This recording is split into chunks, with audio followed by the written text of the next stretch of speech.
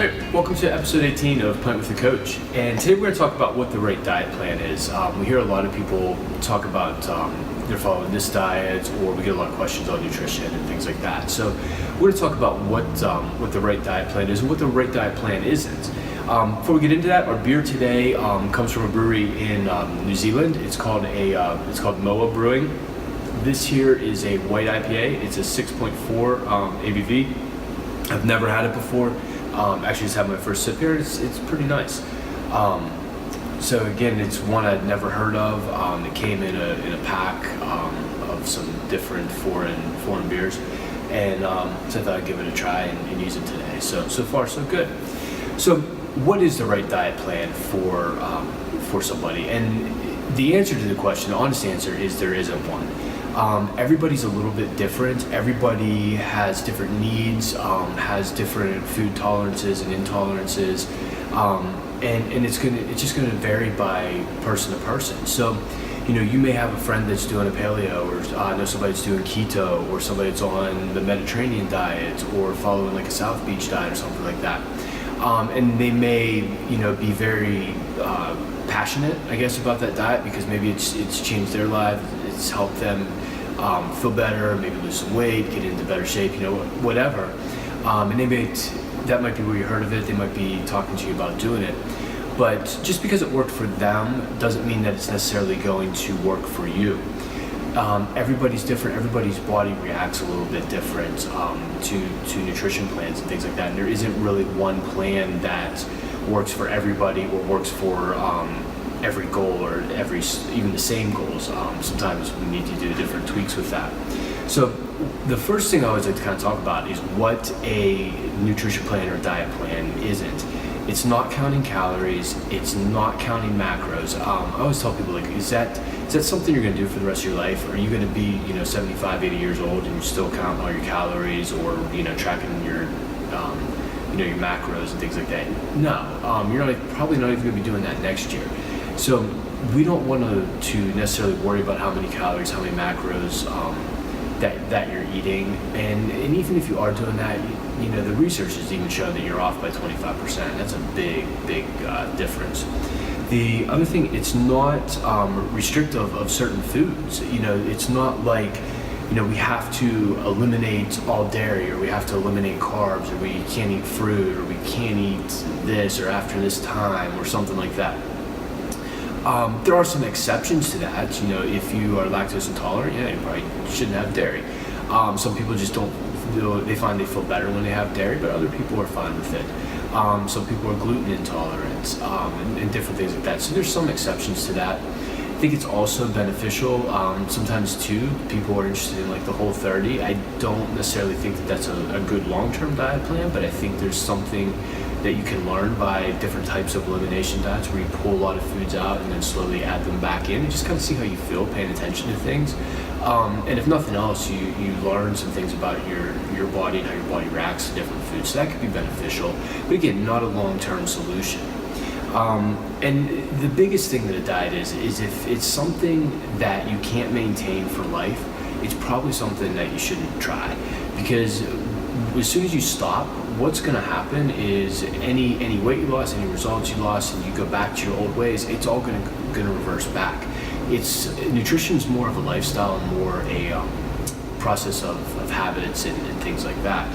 So with nutrition, all sound plans have some common traits that with each other, and this is kind of what we look for. This is kind of like what we like to teach to our clients. They should be focused on real foods and eating less processed foods. They should also be portion appropriate.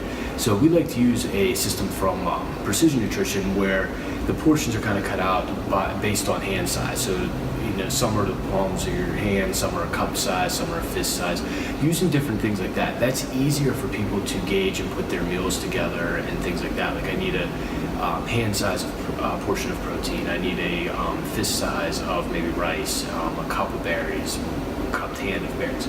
Just different things like that. That works relatively well. There's also no food is really a villain. I feel that some foods get villainified, if that's a word.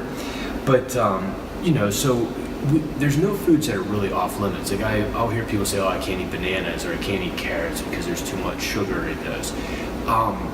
Really, like I don't know anybody that ever got fat from eating too many bananas or too many carrots. You probably will be sick of eating them before you got fat from those.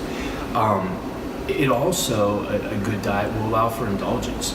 You're going to have drinks here and there. You're going to have desserts. You're going to have, if we have Thanksgiving and the holidays coming up here, there's going to be foods that, are only typically around those times of year that you enjoy. And you should allow yourself to have those versus saying, "Oh no, I can't eat that." Having indulgence here and there, and then pick back up with your good habits and things like that with nutrition. The other thing, a nutrition plan is not a meal plan. A lot of people they want this meal plan of what to eat for breakfast, what to eat for lunch, what to eat for dinner, and everything like that. Well, the problem there is, one, it doesn't teach you anything about eating. It just teaches you to follow a list of things. And the other thing that happens is, what happens when you get in a situation where you can't have what's on that meal plan? You find yourself out at a business meeting, or you got stuck at the office and you have to get dinner and have dinner in there because you're working late, or your plane gets delayed, you've got to eat in the airport and things like that. So when we teach the right habits, then we're also able to teach, create habits that you can use in those situations that aren't necessarily ideal, but you can still make the best of that situation. And basically any good nutrition plan is going to meet you where you currently are. So, if your diet is pretty much all eating from a drive-through window and in your car, we're not going to totally overhaul that. We're going to maybe we have to meet some clients with just making better choices going through a drive-through. And in the beginning, that will help, and slowly over time, we'll make some shifts there. Some people can't eat breakfast. They find that they're just not hungry in the morning, or it upsets their stomach. So again, if we tell everybody that they have to eat breakfast, we're going to set them up for failure. It's something that's not going to work for them. So the diet plan needs to meet you right where you currently are, and then slowly make changes that are doable for you. And the last thing, I think should be kind of obvious, but I don't know that it always is a nutrition plan is not diet pills. It's not taking like supplements and things like that. I do feel that there's some supplements that are beneficial for people.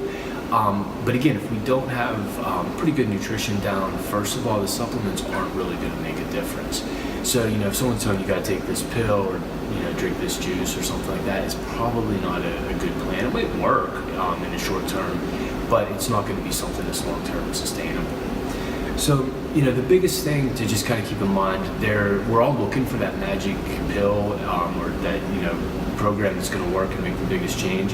And, that doesn't exist. Everybody's a little bit different. Everybody has different needs. And, nutrition, I really feel it's a little bit of a learning curve with people, is finding out what works for the person, and for yourself, paying attention to how you feel on different foods and things like that. And eventually, over time, you find that what works right for you, and working with a coach can definitely help in that. So again, that was our episode today. When you're looking at diet plans, or you hear someone talking about the plan that they're on, things, just kind of keep some of this in mind with that. So talk to you next week.